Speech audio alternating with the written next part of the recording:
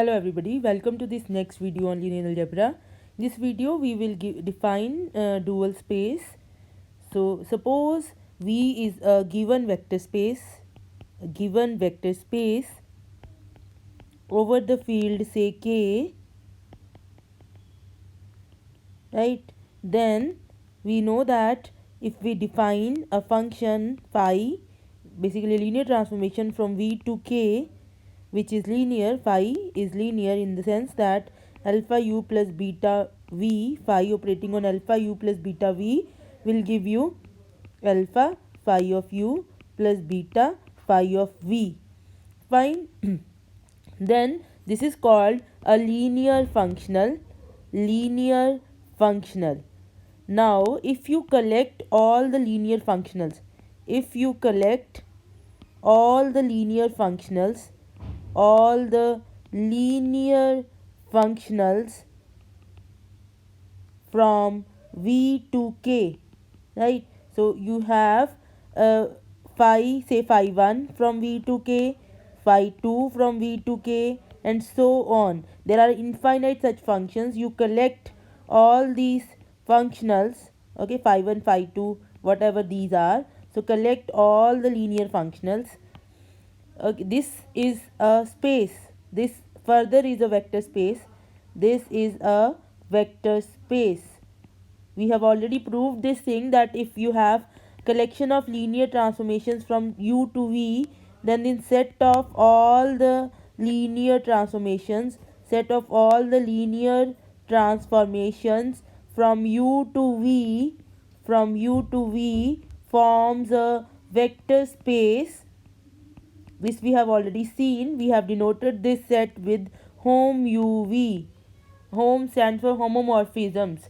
So here there is no difference, only here we are taking k. K is treated as a vector space over itself, right? So we get that phi, where phi from V to K is a linear transformation. You collect it, you put it in a set. This is a vector space. We denote this set with V star if your original vector space is V. So if it is a vector space, then obviously there are two operations defined where the addition and scalar multiplication is defined as phi u plus v is equal to phi u plus phi v, and phi alpha u is equal to alpha phi u, right? So this is how this is not like phi plus psi, okay, because we have to take addition of these two elements. Phi plus psi operating on u is phi u plus psi u, and alpha into phi is defined as, when it operates on u, this is alpha phi u, right? So under these two operations, this V star forms a vector space, and this is called a dual space, okay? Under these two operations,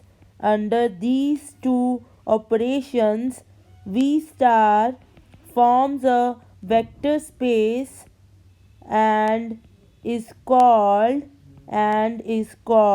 a dual space, right? So for the given vector space V, we always can define a dual space, okay?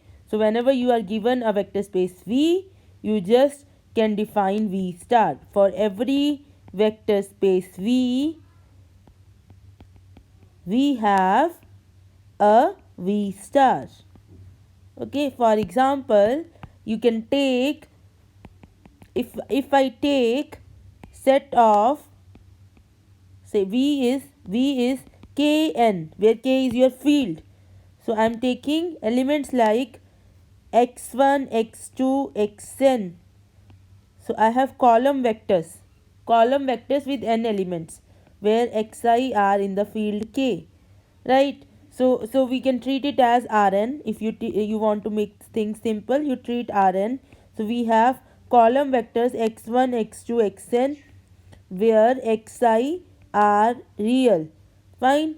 So we can see, if you try to find out v star, so what you are trying to find out, that your x1 x2 xn is mapped to a real number. There is a real number if we are talking about real field.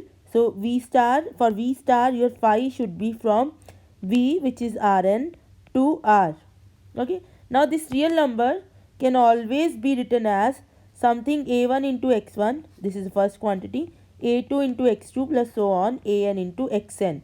So you can write it as a1 a2 an x1 x2 xn. So it means that every phi is associated with a row vector.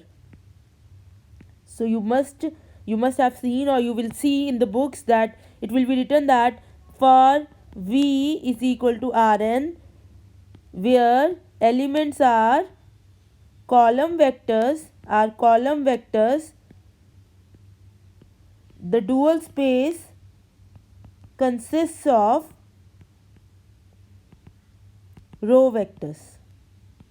So this you may see in many places. So this is the meaning, because phi will give you a real number, and that real number can be written as a1 x1 a2 plus a2 x2 plus a3 x3 and so on plus an xn, and that can be written as this row vector multiplied by this column vector, right? And it means that every phi is like it can be associated with a row vector. So that is why we say that for the space of column vectors, the dual space is the space of row vectors.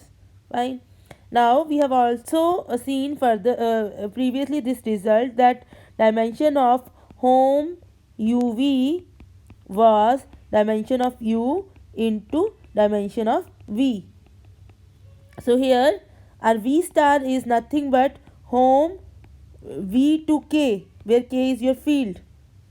K is treated as a vector space over itself, therefore its dimension is 1. Therefore if you talk about dimension of v star, that will be equal to dimension of v into dimension of k, that is 1. Therefore this is equal to dimension of v.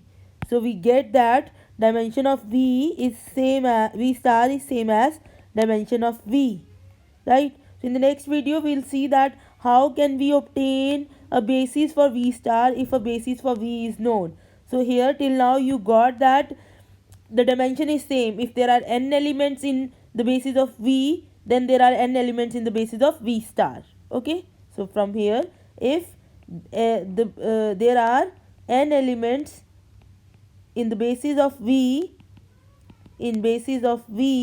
then basis of v star also contains n elements. Fine.